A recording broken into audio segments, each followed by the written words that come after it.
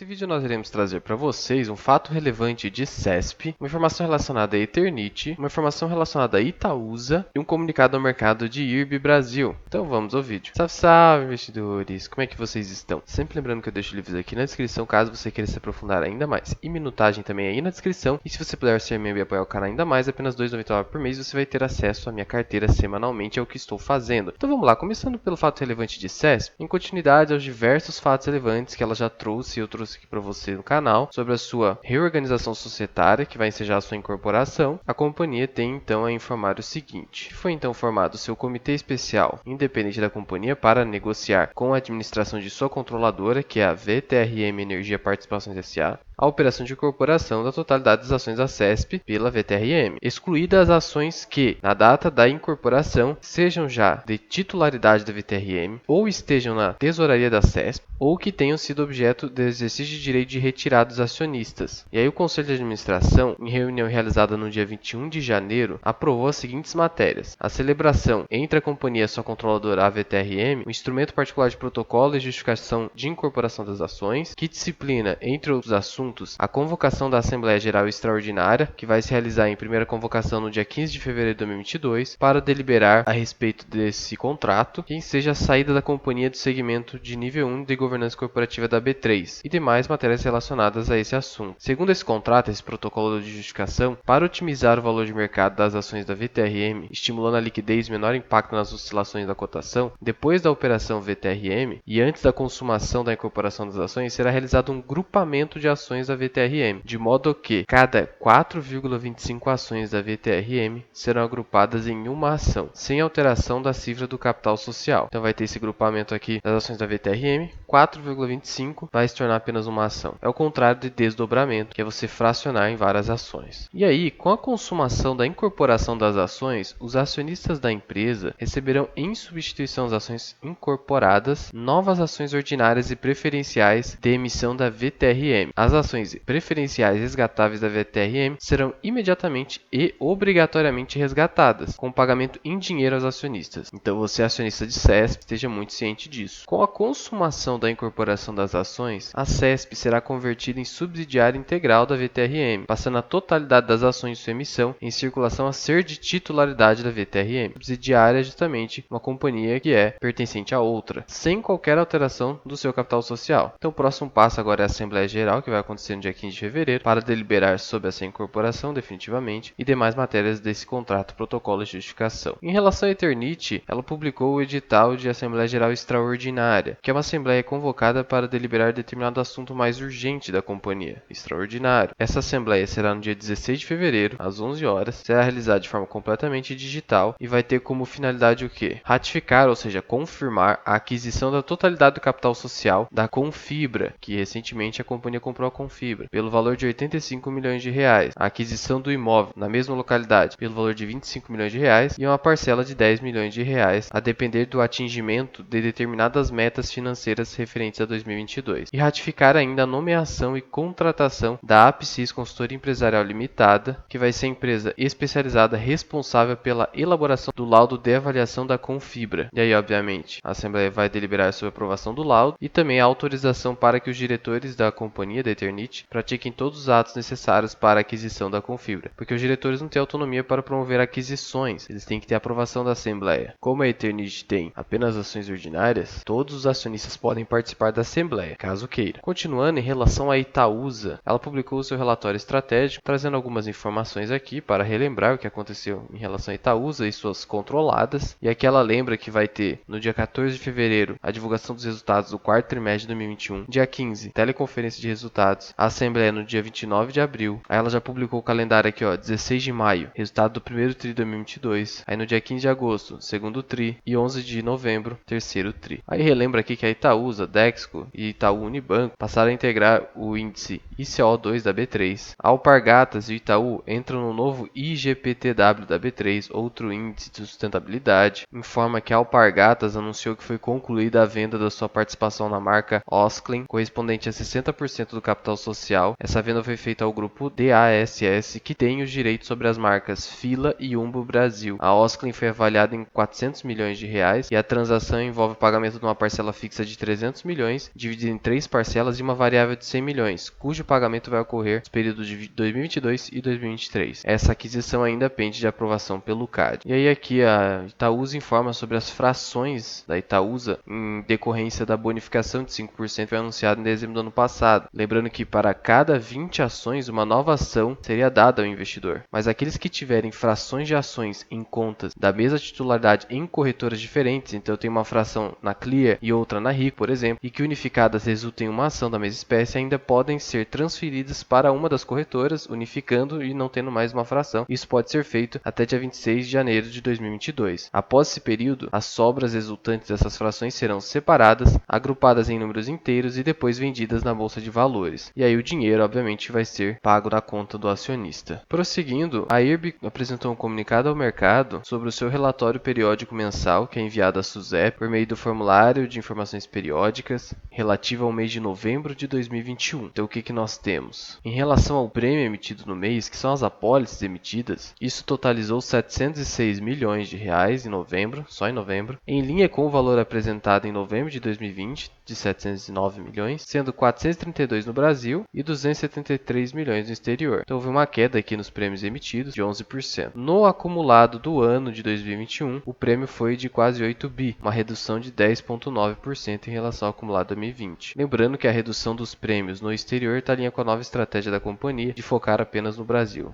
concentrar as operações no Brasil. Quanto às despesas com sinistro, em novembro foi de 413 milhões. Houve um acréscimo de 13% em relação ao novembro de 2020. Isso acabou sendo ruim, porque enquanto houve uma queda na emissão dos prêmios, houve um aumento na despesa com sinistro, por isso que a companhia está caindo tanto. E aí o índice de sinistralidade em novembro, excluído os efeitos não recorrentes, ficou em 99%, muito alto. No acumulado do ano, a despesa com sinistro foi de 5,15 bi, e aí nesse caso houve uma redução, porque 2020 foi horroroso, né? Foi no ápice da pandemia, e aí o índice de sinistralidade estava nas alturas, havendo uma pequena melhora aí então. Mas novembro no geral foi um mês bastante ruim. Deu o resultado líquido aqui. Houve um prejuízo no mês de 113 milhões de reais, prejuízo significativo, na minha opinião, para apenas um mês. Ainda assim, em relação a 134 milhões de prejuízo em novembro de 2020, uma pequena melhora. E aí, quando excluídos os eventos não recorrentes de novembro, o resultado teria sido de um prejuízo de 73 milhões de reais. No acumulado de 2021, o prejuízo foi de 510 milhões de reais, frente às perdas de 1 bi em 2020. Então, pelo menos houve uma queda aí de quase 50% no prejuízo. Então, a companhia vai se recuperando aos poucos, não consegue ter uma recuperação tão rápida, afinal todas as seguradoras estão tendo esse problema. Basta pegar, por exemplo, a Sul América. Só o Porto Seguro aí que está isenta, até mesmo o BB Seguridade ainda sofre. E quando excluídos os eventos não recorrentes dos 11 primeiros meses até novembro de 2021, a empresa apresenta um resultado até positivo, de 1 milhão de reais. Mas não adianta querer excluir eventos não recorrentes, porque eles aconteceram, então faz parte da contabilidade. Enfim, ainda não há nenhuma informação ou notícia que venha a causar um impacto positivo em IRB, mas ela tem se recuperado aos poucos, minorando seus prejuízos mês a mês. Novembro foi ruim? Sim, foi ruim, mas considerando que é uma empresa da carteira de oportunidade, você precisa ter paciência e comprar barato para eventualmente obter sucesso lá no futuro com uma alavancagem patrimonial. Lembrando que Itaú e Bradesco são os grandes acionistas de IRB. O Bradesco Seguros tem 15% de IRB, Itaú tem 11%. Eles compraram um médio aproximado de 6,91 e eles não são tolos, né? Eles não entram para perder dinheiro. Então eles sabem que a companhia pode sim se recuperar. Eu, por exemplo, estou perdendo 40% em IRB, mas estou tranquilo, tenho apenas 1.000 ações. O preço médio acho que é 5 e pouquinho, aqui já está R$3. Mas também, pessoal, se vocês pegarem aqui a quantidade de ações alugadas, 6 milhões e meio no dia, 151 milhões de ações alugadas. Isso aqui é 4% das ações alugadas, por isso que a ação não consegue subir também. E aí eles aproveitam esses resultados negativos mensais para ficar vendido. A companhia hoje está negociada lá no seu valor de patrimônio líquido. Chegou a um patamar aqui que está extremamente barato. Lembrando que o prejuízo desse ano vai ficar ali em 500 milhões mais ou menos. E do ano passado foi 1,5 bi. Então é bem provável que a partir de 2022 a companhia de fato apresente uma melhora e até venha a obter lucro. E aí vai ser tarde para você comprar caso você queira. Eu não estou fazendo nenhuma recomendação, até porque é uma ação mais arriscada. Lembrando que a empresa tem um caixa robusto ainda, que inclusive vale até mais do que o seu patrimônio líquido e o seu valor de mercado. Claro, esse caixa não é completamente livre, ele muitas vezes vai ser utilizado para pagar sinistros, mas findando a pandemia por completo, os sinistros vão reduzir, o índice de sinistralidade vai reduzir, a gente espera que os prêmios emitidos acabem subindo se mantendo estáveis e aí esse caixa cada vez vai ficando mais robusto, a companhia vai se recuperando, apresentando aos poucos resultados positivos e aí, se você não comprou, não compra mais. Mas de novo, você achava que era só o Barsi comprar que subia? Não subiu, só caiu fortemente. Ele inclusive deve estar perdendo bastante dinheiro. Só que ele colocou apenas 2,5% do patrimônio líquido